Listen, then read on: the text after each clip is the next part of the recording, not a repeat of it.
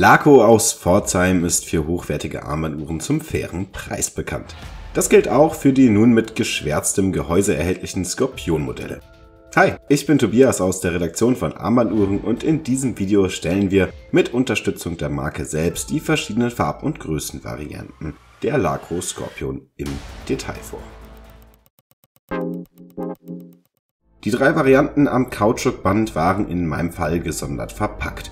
Mit Öffnen des Pakets fiel sofort der Vanillegeruch auf, denn tatsächlich sind die Kautschukbänder der Laco Skorpion mit dieser Duftnote versehen. Ausgeliefert werden die Uhren eigentlich in diesem wirklich coolen Koffer. Der erinnert an einen Waffen- oder auch Kamerakoffer und enthält dann neben der Uhr natürlich auch die Garantiekarte und die übrigen Papiere, wie auch zum Beispiel die Anleitung. Die Skorpion gibt es ja schon eine ganze Weile im Sortiment von Laco zu kaufen. Neu an den Modellen ist in diesem Fall also die Farbe des Gehäuses, das jetzt auch mit schwarzer DLC-Beschichtung erhältlich ist. Die gibt es im Konfigurator von Laco seit dem 18. Oktober als Auswahlmöglichkeit. Daneben gibt es dann noch weitere Optionen, wie zum Beispiel die Auswahl der Größe.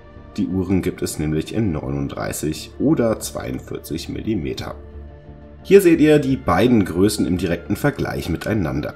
Auf der linken Seite das Modell Himalaya am geschwärzten Edelstahlband und auf der rechten Seite die Mojave mit 39 mm Durchmesser. Welche Größe findet ihr besser? Schreibt mir das gern in die Kommentare. Und wenn euch das Video bis hierhin schon gefallen hat, würde ich mich über euren Daumen nach oben und ein Abo des Kanals freuen. Vielen Dank dafür. Neben der Größe kann man sich zwischen 4 Zifferblattvarianten mit unterschiedlich farbigen Zeigern, Stundenmarkern und Lünettenmarkern entscheiden. Zur Auswahl stehen Himalaya mit weißen Lünettenmarkern, hellen Stundenmarkern und orangenen Minutenzeigern, die Atlantik mit blauen Details, die Amazonas mit grünen Akzenten und die Mojave, die das schwarze Zifferblatt mit orangenen Details verbindet. Besonders schön in diesem Zusammenhang ist dabei, dass sich die Varianten auch im Dunkeln durch verschiedenfarbiges Leuchtmittel voneinander unterscheiden. Neben der Kombination von mehreren Grüntönen, zum Beispiel bei der Amazonas und Grün und Blau bei der Himalaya, gefällt mir hier besonders die Mojave mit orangefarbenem Leuchtmittel. Das sieht man allgemein etwas seltener als die anderen Farben. Am Handgelenk dann auch nochmal die Himalaya mit 42 mm und hier die Amazonas ebenfalls in 42 mm. Zum direkten Vergleich die orangene Mojave in 39 mm sowie die ebenfalls kleinere Ausführung der Atlantik mit blauen Akzenten. Beide Größenvarianten sind genau gleich hoch, nämlich 13 mm. Bei der kleineren Variante beträgt der Lack-to-Lack-Abstand 47,5 mm, bei der größeren sind es 50,5.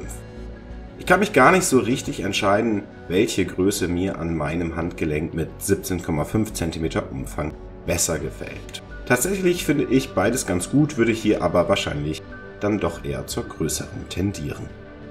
Beide Größen jedenfalls sind bis zu einem Druck von 30 bar, also bis 300 Meter wasserdicht, wodurch sie eigentlich nie vom Handgelenk müssen, egal wo man die Uhren trägt. Duschen, Schwimmen und Tauchen sind ebenfalls kein Problem für die Laco Skorpion.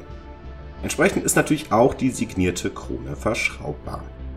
Passenderweise sind die Modelle darum auch mit einer einseitig drehbaren Lünette mit klassischer 60er Skalierung ausgestattet, wodurch sich die Tauchzeit überwachen lässt. Durch die Zähne am Außenrand ist sie wirklich sehr griffig und beim Drehen fällt auf, dass sie wirklich ziemlich gut einrastet. Spiel gibt's überhaupt nicht und das spricht wirklich für eine sehr gute Verarbeitung. Bei der Laco Skorpion ist ein massiver Stahlboden mit dem Relief des namensgebenden Stacheltiers verbaut. Um euch das gewisse Extra zu bieten, habe ich diesen einfach mal aufgeschraubt, vorher natürlich mit dem entsprechenden Werkzeug gelockert.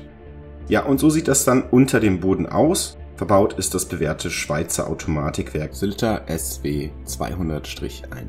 Standardmäßig auch hier in der Qualitätsstufe Elaboré. Besonders schön für Kenner ist, dass man im Konfigurator für einen Aufpreis von 130 € auch die Qualitätsstufe Top auswählen kann. Neben etwas besseren Gangwerten und dem Test in mehr Positionen gibt es bei Top unter anderem eine amagnetische Glucidur-Unruh dazu. Und für weitere 100 € mehr kann man außerdem eine schönere Dekoration bzw. Finissage der Komponenten hinzubuchen. Die verstecken sich zwar unter dem Stahlboden, aber als Uhrenfan weiß man nun mal, dass sie da sind. Das Werk bietet eine Gangreserve von 38 Stunden und arbeitet mit einer Frequenz von 4 Hertz. Die Unruh vollführt also 28.800 Halbschwingungen pro Stunde. Erhältlich ist die Laco Skorpion neben den gezeigten Kautschukbändern und dem Edelstahlband, das ebenfalls geschwärzt wird und über eine signierte Fallschließe mit Tauchverlängerung verfügt, auch an Durchzugs- bzw. NATO-Bändern in verschiedenen Farben. Der letzte Punkt im Konfigurator ist dann noch eine Gravur, zum Beispiel für die Gehäuseflanke. Bis zu 15 Zeichen könnt ihr hier kostenlos eingravieren lassen. Mit der schwarzen Beschichtung ist die Laco Skorpion ab 990 € erhältlich, ist also rund 60 € teurer als die Varianten aus blankem Stahl. Falls ihr einige Upgrades möchtet, geht's bis zu einem Preis von rund 1.300 € rauf. Das ist durch den Konfigurator besonders transparent gemacht, denn so weiß man genau, wofür die Mehrkosten entstehen. Im Fazit bekommt ihr hier jedenfalls für knapp 1.000 € eine robuste und sportliche Uhr, die euch in allen Lebenslagen begleiten kann. Da kann man kaum etwas falsch machen. Welche Farb- oder Größenvariante gefällt euch denn am besten? Schreibt mir das gerne in die Kommentare. Einen Link zum Konfigurator zum selber ausprobieren findet ihr in der Beschreibung.